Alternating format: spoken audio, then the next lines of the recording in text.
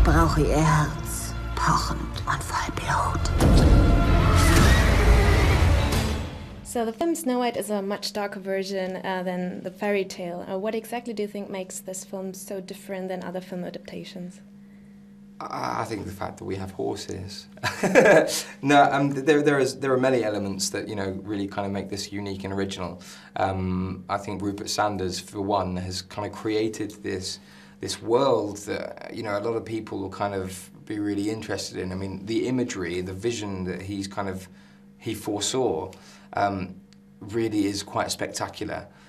He's created his own world from the dark forest to the sanctuary, and really kind of flipped this whole sort of medieval film, I suppose, on its head. I mean, from the classic fairy tale that we all know and love. He's introduced new characters, at the same time kind of reinvented the old characters, and everything's a lot more gritty and exciting, personally. So you play the prince in this movie. How much of a romantic guy are you? I'm a hopeless romantic. Yeah, I do anything in my power to chase after the one I love, and luckily, I think my fiancée does the same, so it's I think we're both in a good place. In the beginning of the movie, Snow White is locked up in the dungeon by the Queen. If you were in her situation and were allowed to bring one thing with you, what would it be? An iPod. An iPod. I think. With what kind of music? All sorts. I think you can't really expect to know how you're feeling each day in a dungeon. So I think I'd have lots of happy music to kind of cheer me up. I'd probably wake up every day and sing a bit of karaoke, and then I'd kind of want some heavy metal just to sort of annoy the guards, I don't know, and then something to dance to. Right. So the Queen is obsessed with beauty and her looks, so how important is that to you?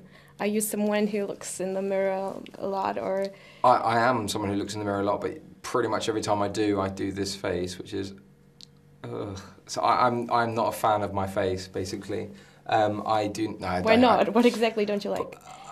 Just my face, the way I look. I don't tend to sort of stand there 7 hours a day looking, doing my hair, or I don't sort of worry about what I wear as long as I'm comfortable and my friends still like me. I don't, as long as I smell good to an extent, as long as I'm clean and hygienic, I'm happy. So how was working with Charlize Theron and Kristen Stewart? Was it intimidating to you, or? I'm a big fan, equally, of Kristen and Chris Hemsworth and all the dwarfs, and even Rupert and the producers. I mean, really, it was a very intimidating process for me. The first initial meeting with everyone, I was very, very nervous. My hands were very clammy, sweating profusely, not too dissimilar to right now.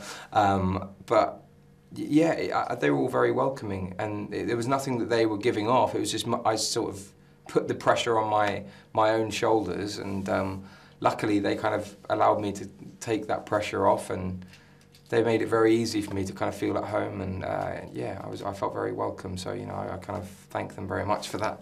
So in the movie you have some fighting scenes. How did you prepare for that?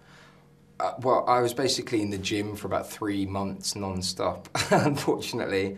I think they wanted me to look like Chris Hemsworth. Unfortunately, I look nothing like him and never will. I mean, the guy who plays Thor, for God's sake. But, it was very physically demanding. There was lots of fight training, horse riding, archery lessons, rolling around in the mud. It was very, very tough. But, when you enjoy your job as much as I do, you can't really complain. I know that I'm very lucky to even have a job, let alone a job that quite literally I dreamt about every day since I was a kid. So there is another version of Snow White in theaters right now. Do you feel that there is any kind of competition? No, I mean, for people who have seen both, I think it's safe to say they're very different. I've not yet seen it, so I don't really know. But from what I understand, that they've taken a lighter route and we've gone down the darker path. And they're two very different films with two very different directors and two very different casts. So you kind of go, actually, I think the only thing that is similar is we have a character called Snow White somewhere in there. And what we've done with this particular film is, we've taken the fairy tale, we've turned it on its head, and introduced new characters, an extra dwarf and the huntsman especially, and reinvented the old ones. A lot of the images that people are familiar with, whether it's a kiss, an apple, or the castles, the forests, everything's slightly changed and altered, and there are a lot of twists and turns and unexpected moments that people will hopefully be surprised by. So.